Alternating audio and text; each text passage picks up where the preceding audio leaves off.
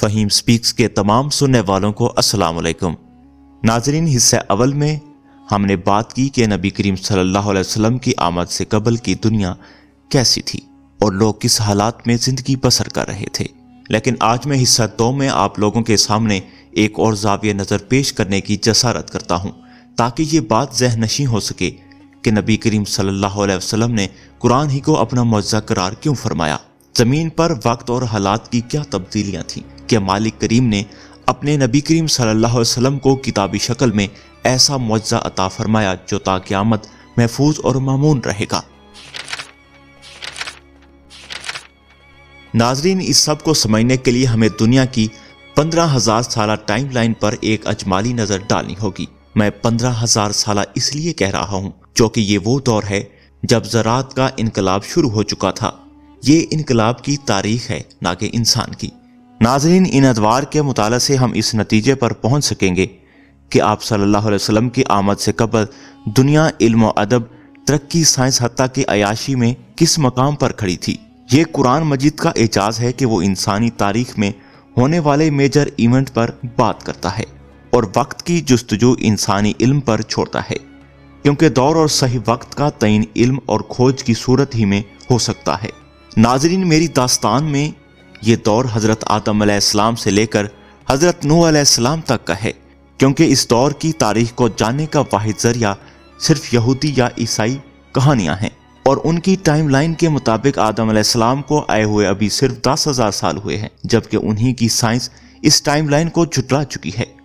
ناظرین، آج بھی یہودیت اور عیسائیت آدم علیہ السلام اور ان کی زوجہ کی برہنہ تصاویر بناتے ہیں اور انہیں گناہ کی پاداش میں زمین پر بھیجے جانے کا وویلا کرتے نظر آتے ہیں، جبکہ قرآن مجید صاف الفاظ میں ان کی معافی اور آدم علیہ السلام بطور پہلا نبی زمین پر خلیفہ بنا کر بھیجنے کا ذکر فرماتا ہے۔ ناظرین، اللہ تعالیٰ نے قرآن حکیم میں آدم علیہ السلام کے بارے میں فرمایا،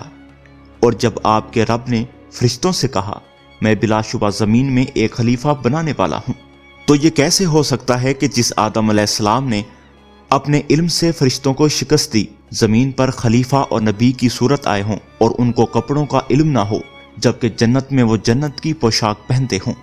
تو پہلی بات تو یہ ہے کہ انسان زمین پر بے سروپا اور بے سر و سامان نہیں بھیجا گیا، بلکہ بطور خلیفہ بھیجا گیا ہے۔ لہٰذا کپڑے پہنے اور خاندان کے ساتھ رہنے کا علم وہ جنت سے لے کر آئے تھے اور اپنے علم سے فرشتوں کو مروب کر کے آئے تھے۔ فرشتوں نے سجدہ کر کے آپ کے علم کے آگے اپنی شکست قبول کی،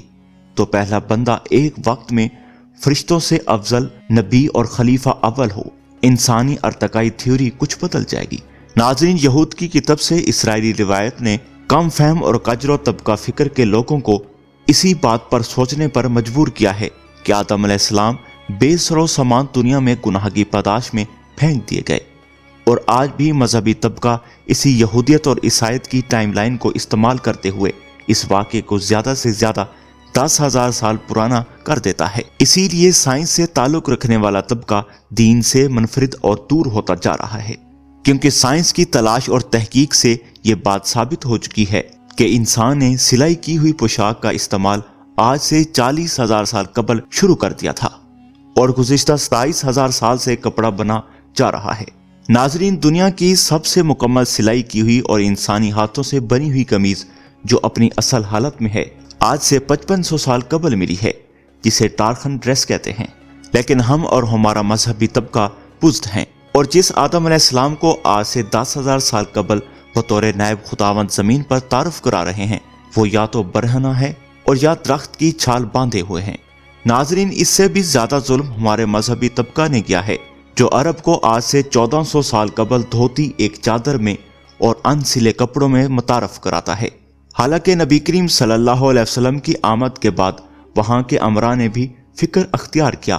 اور دنیاوی عیش کو ترک کر دیا۔ ایسا نہیں کہ وہاں عمدہ پوشاک دستیاب نہیں تھی۔ نبی کریم صلی اللہ علیہ وسلم سے 1000 سال قبل چندر گپت موریہ، جو موریہ سلطنت ہندوستان کا بادشاہ تھا، ململ کے کپڑوں پر سونے کی تارکشی کی ہوئی پوشاک پہنا کرتا تھا۔ ناظرین، اسی طرح حضرت مصعب بن عمیر صحابی رسول صلی اللہ علیہ وسلم ایک متمول گھرانے سے تعلق رکھتے تھے اور ان کی پرورش ناز و نام میں ہوئی تھی۔ اعلیٰ قسم کا لباس زیب تن فرماتے تھے اور سب سے زیادہ قیمتی خوشبو استعمال کرتے تھے، جس گلی سے گزر جاتے دیر تک اس گلی سے آپ کے پرفیوم کی خوشبو آتی۔ چنانچہ ایک مرتبہ ان حضرت صلی اللہ علیہ وسلم نے فرمایا کہ مکہ میں مصعب سے زیادہ کوئی حسین، خوش پوش اور ناز و نام میں پلا ہوا نہیں، لیکن جب اسلام قبول کیا تو ایسا ابتلا آیا کہ ہر طرح کی آسائش اور کشائش جاتی رہی اور تکلفات سے بے بہر ہو گئے۔ ناظرین، ایک بار جب حضرت محمد مصطفیٰ صلی اللہ علیہ وسلم کی خدمت میں حاضر ہوئے تو جسم بھی پوری طرح ڈھکا ہوا نہیں تھا اور صرف کھال کا ایک ٹکڑا زیب تن تھا جس پر بھی کئی پیوند لگے ہوئے تھے۔ ناظرین، اسی طرح کچھ لوگ شلوار کو آج ٹخنوں تک اوپر کرتے ہیں اور اسے سنت سمجھتے ہیں اور سمجھتے ہیں کہ جس سے یہ مراد لی جا سکتی ہے کہ حضور اکرم صلی اللہ علیہ وسلم کے دور میں سلائی کی ہوئی شلوار پہننے کا رواج تھا۔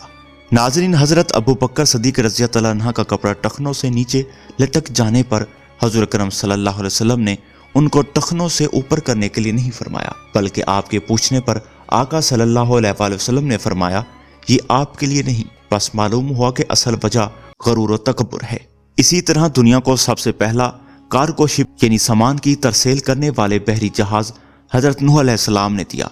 جن کا زمانہ کم و بیش 10,000 سال قبل از مسیح ہے۔